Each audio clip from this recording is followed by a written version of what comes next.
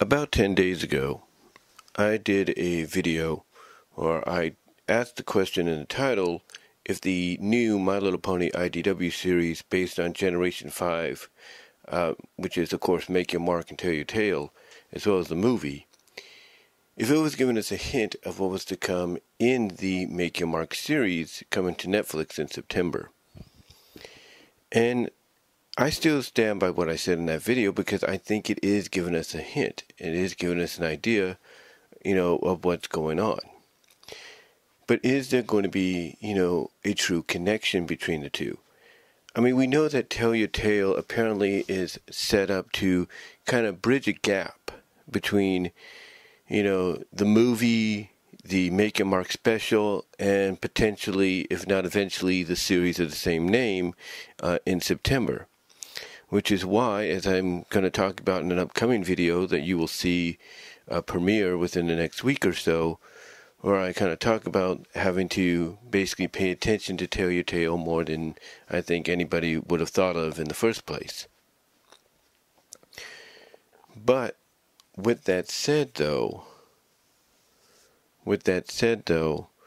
when you read the recent issues of the new comic, most specifically the second issue, we basically get pretty much an origin of where the three crystals that we get introduced to in the movie came from.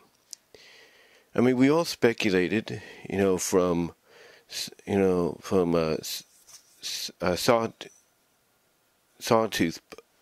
Waves, I think that's his name.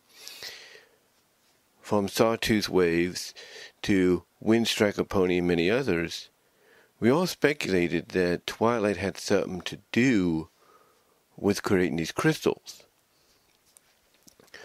But if you read issue 2, and I don't want to give much away for those that haven't read it, and you can find it actually, I think, at the My Little Pony G5 of the community Facebook page and many other areas. I think even YouTube has it up now, courtesy of a fan. But when you look into the issue, not only do you find out, the fact that of what we all suspected of the fact that Twilight's the one that created the crystals, but you find out that she wasn't alone. She wasn't alone in making them because she had the rest of the group with her. She had Rainbow Dash and Applejack. She had Pinky and Fluttershy. She had Rarity. She had Spike. And to an extent, she had Discord. And we find out why she made these because apparently, even after becoming queen and her friends ruling over Equestria, only a few years, or basically after some time, I should say, had passed, where there was harmony, there was peace, there was no problems whatsoever. All of a sudden, a problem started to arise when a mysterious unicorn showed up. And we can assume, just by the dark silhouette showcased in the comic, again, I don't want to give too much away, that this dark unicorn is indeed this same alicorn we saw at the end of the Make Your Mark special. But the question is, how did she go from being a unicorn to an alicorn? Could she be somebody we already know? Because the only other character that we knew of that can be a shapeshifter is the changeling known as Queen Chrysalis. But is she Chrysalis? We don't know. Or, think about it this way. Is she a fusion between Chrysalis and Cozy Glow? That's something to really think about as well. But again, in time we'll probably get the answer. All we got now is a silhouette in a flashback. But basically it's because of the disharmony that this unicorn had caused in one particular scene where she basically butted in line right before an Earth Pony and right before Fluttershy. It's because of that one scene and further evidence later on, or further events later on, that, a lot of things started to go into chaos. A lot of things started to change again for the worse. So basically what happened, and again, not to give much away, Twilight decided, along with the help of her friends, to gather all the world's magic of all the tribes and place them into these individual crystals representing each tribe. Now, all we know is not only did that succeed, apparently, and bring harmony back to the land, as long as ponies and other creatures were able to get along without fighting, without being against each other, magic would still be around. And if that wasn't the case, well, of course, as we saw in the movie, magic would disappear. It would disappear, be gone. Even though we're pretty much given a little bit of an origin of what happens, of the creation and how Twilight and her team, her friends, if you will, made it happen, we still don't know how that affected Twilight. One could assume that because she gathered the world's magic, of all the tribes together into these 3 individual crystals, that would only, sustain the magic, keep the magic around as long as everybody got along. We don't know if that may have weakened her. We don't know if maybe that weakened Discord because he contributed magic as well. We don't know if that sped up the process of aging Spike and the rest of the main 7. We don't know. We don't know. Hopefully we'll get an answer in the future. But apparently the spell worked well enough to where for a while there was no disharmony. There was, there was fun, there was enjoyment, there was peace once again. But I can tell you this right now, for just the second issue of the MLP G5 comic series, it got dark real quickly, especially with the appearance of Discord. Because we do get the idea that Discord probably was there when, Fluttershy's time came. So, yeah, that obviously had an effect on him. And there's obviously more to why he's there and what his connection is to the Pegasus crystal being the one that got stolen. Because, obviously, there's something there that he feels needs to be done, even though his emotion, I guess you could say, his sadness, if you will, because we do see that here, is on display. It's on display and probably is messing with his mind because he doesn't have the pony that used to be there for him, guiding him and helping him out like she used to. But what's interesting is there's a quote, not a quote, but there's a line in issue 2 that he says to Izzy. And he says he sees so much of Fluttershy in Izzy. And that's interesting, because Izzy's a unicorn. But yet he sees so much in her.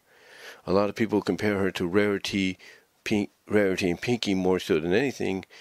But to have a character, even if it's in the comics, refer to Izzy as having a lot of Fluttershy in her, that kind of gives off the vibe that maybe all of the main 5, if you will, have elements of each of the past main 6, main 7 in them as well. Like if he sees Fluttershy and Izzy and people have compared her to being like a Rarity and a Pinkie Pie, then people could say that, Zip is like a Rainbow Dash, and Applejack, and a Twilight. Some could say that Pip is like a Rarity, but she's also, potentially like a Pinkie Pie as well, and maybe even an Applejack to an extent. Maybe not, but mostly, she's like a Pinkie and a Rarity, mostly more Rarity with Pip, but you get the idea. And in Hitch, people look at him as being like a Fluttershy and an Applejack, having elements of them. And then you look at Sunny, and Sunny apparently is like a Twilight, but she's also very Well, because of course in the comic, in this issue, you kind of see her nerdy ship, nerdgasm starts to come about. So Sunny obviously has a bit of, not a lot of Twilight in her, but also probably has, and this is just my opinion, probably also has a bit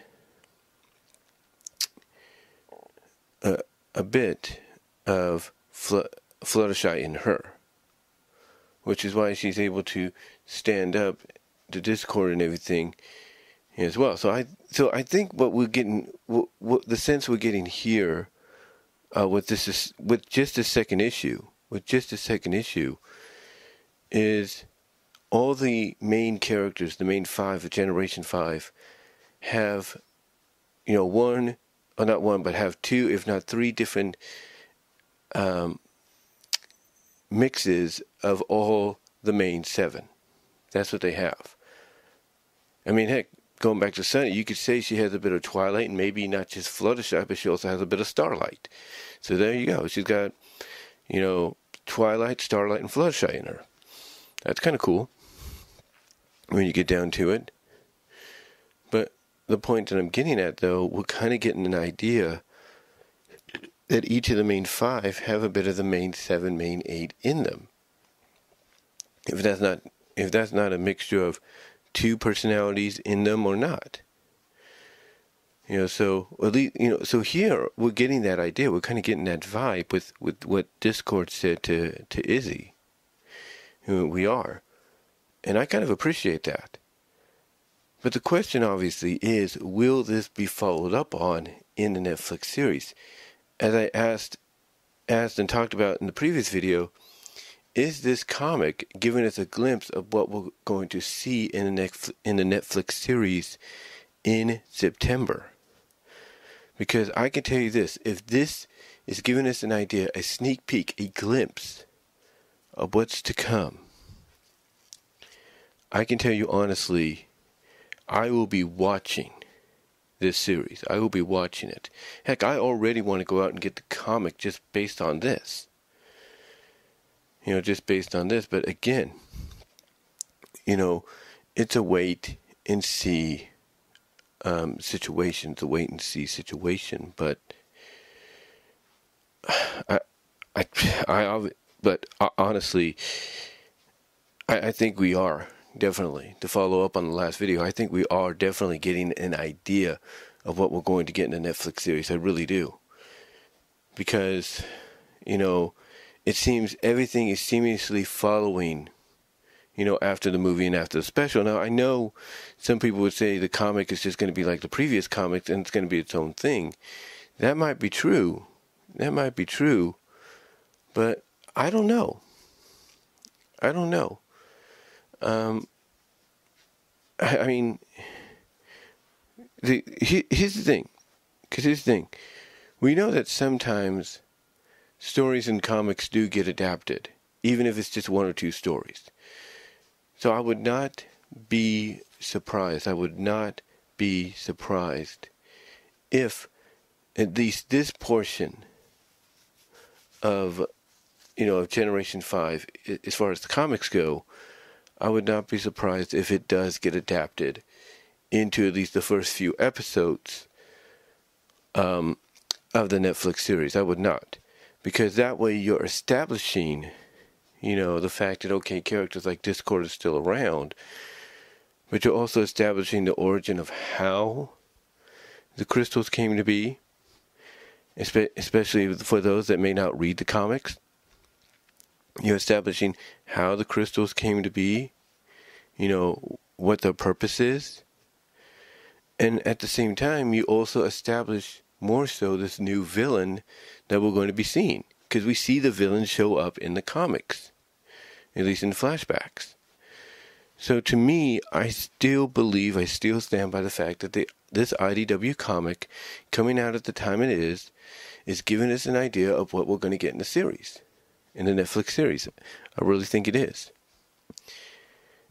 And, if it gives us an idea by name of who the villainous is, with Discord maybe revealing who she is, not saying he will, That's an even bigger bonus, because now we can speculate, okay, that's her name, this is how she came to be.